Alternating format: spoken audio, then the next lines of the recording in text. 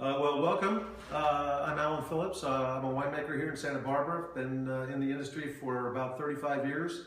Worked all around the world, but settled here in Santa Barbara and here to give you a little more information about how to enjoy wine. So what we're going to talk about today, we're going to talk a little bit about the etiquette of wine and the appreciation of wine. And not that it has to be a big thing. A lot of times people ask me, how do I taste wine? And I say, well, you pull a cork, you pour a glass, you taste it. That's how you become a wine taster. We're going to get into a little more detail, and we're going to look at some of the things that are important as aspects of both serving and enjoying wine. So why don't we get started? We'll start with opening the wine. We're going to open a bottle of 2010 Pinot Noir here from Phillips. It's from Santa Rita Hills, and we're using a very traditional, what they call a waiter's corkscrew. We'll remove the foil cap with a little twist of the hand here, if I can, and that will take off. Yeah, like shit, I can't see the goddamn thing. So that will take off the foil top, which will display the cork. So that's your 2010. That's a 90 something point wine, right? That is indeed a 90 something point wine. Yes, we were very, very happy to have that reviewed. And reviewed very favorably. It's actually one of my most enjoyable wines right now. I happen to love it to death. I think it's one of the best I've probably ever made. We don't have a lot left, but we're happy to share it with you today. So we'll go ahead and open that. So we use the corkscrew to remove the cork. It's not a brilliant process. It's a rather simple one.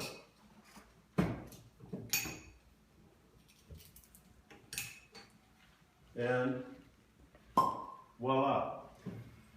So what we have now, oftentimes when you're having a bottle of wine opened for you at a restaurant, some other place, they will present the cork to you. Basically to show you that it is, a legitimate cork, but also to give you maybe some idea on how the wine was handled and treated.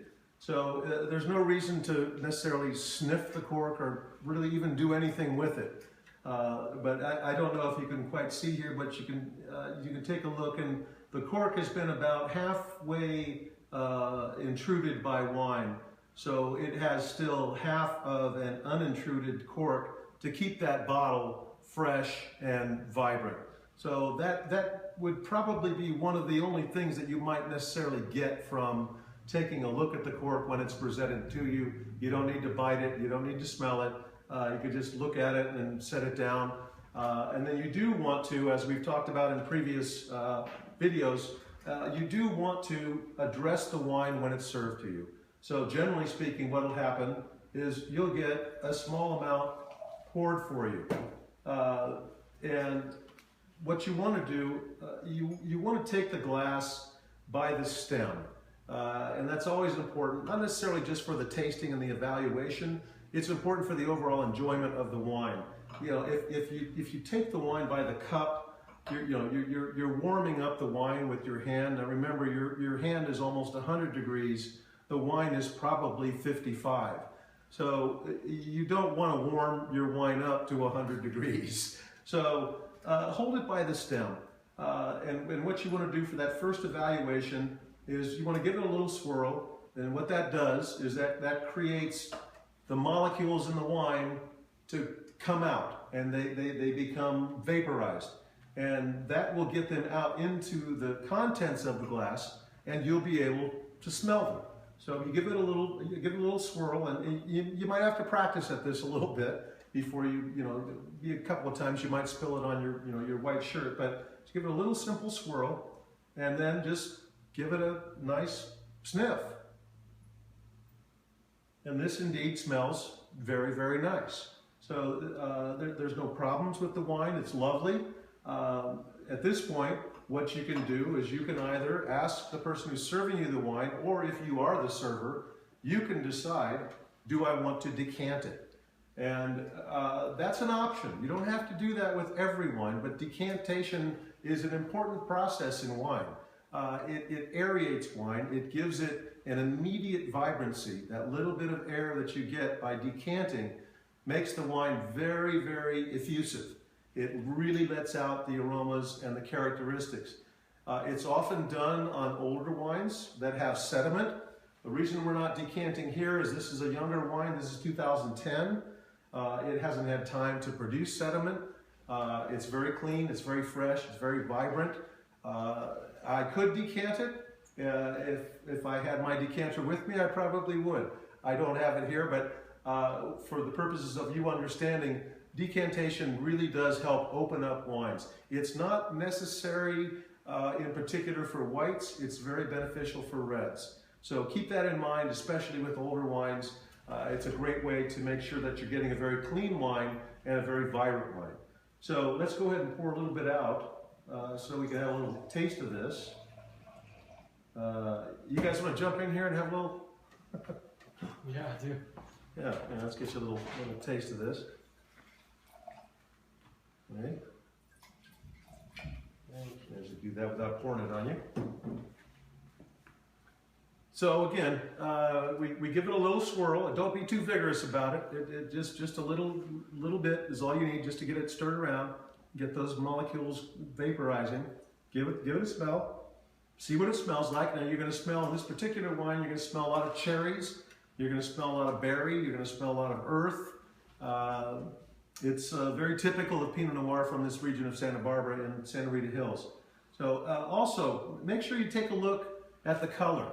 Hold it up to the light and just check the color out, because the color can also be another indication of quality, or in fact maybe not so high quality of the wine.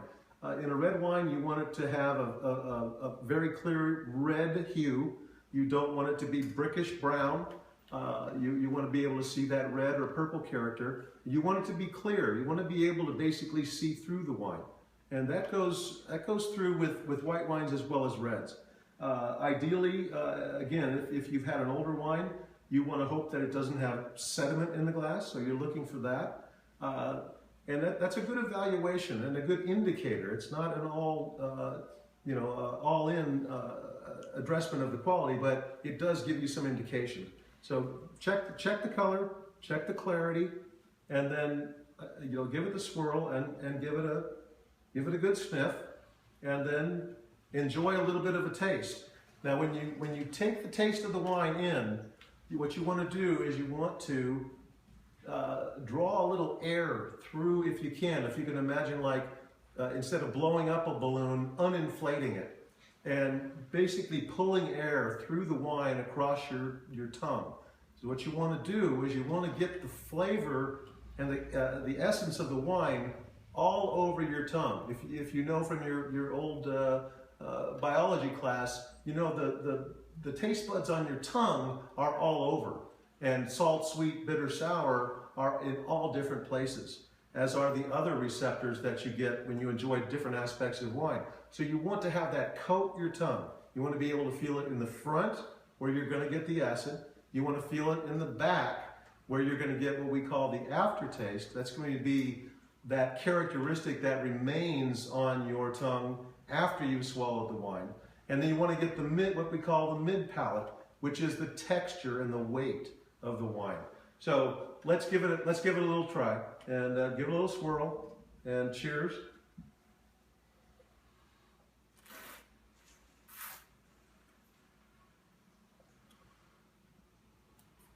So bring that air across, and then swallow the wine. Appreciate that initial aspect you're getting with the acidity. You get that mid palate, especially with this wine. You get a very luscious, sort of soft, supple feeling on your tongue. In the aftertaste, what you get, what I get, the characteristic that I call is Pavlovian, because what it makes you do is it makes you salivate. It makes you want to have another sip, which I think I'll do. Thank you. Lovely, lovely wine. So remember that when you're looking at wines. One of the other things, there's a lot of mythology about wine, and that's what we're trying to undo. We're trying to make wine something that everybody can understand, especially you folks. We're trying to make it an easy thing to understand. one of the mythologies of wine, and I bring it up because we're swirling it and I'm looking at my wine, and I'm recollecting something that I was exposed to very early on in my wine experience, and that was this concept of legs, or what they call tears. And what that is, when you swirl the wine in your glass, like so, you let it stop, and what happens is you see these little tears come down. Let's try that. Let's try that one more time and see if we can get a good picture of that. We able to see that? Okay. So there was a tale that's been told many times. Started out probably hundreds of years ago, that those tears or those legs were an indication of quality in the wine. There couldn't be anything farther from the truth. Legs have nothing to do with the quality of the wine. You can just forget about even considering it. You don't even need to look at the legs. Look for the clarity, look for the color. Don't worry about the legs. They mean nothing. It's an indication of alcohol and glycerol and other things that are in the wine that create that. It's a way big, complicated chemical process, but it doesn't have anything to do with quality. So enjoy the wine. Look at the color. Look at the clarity.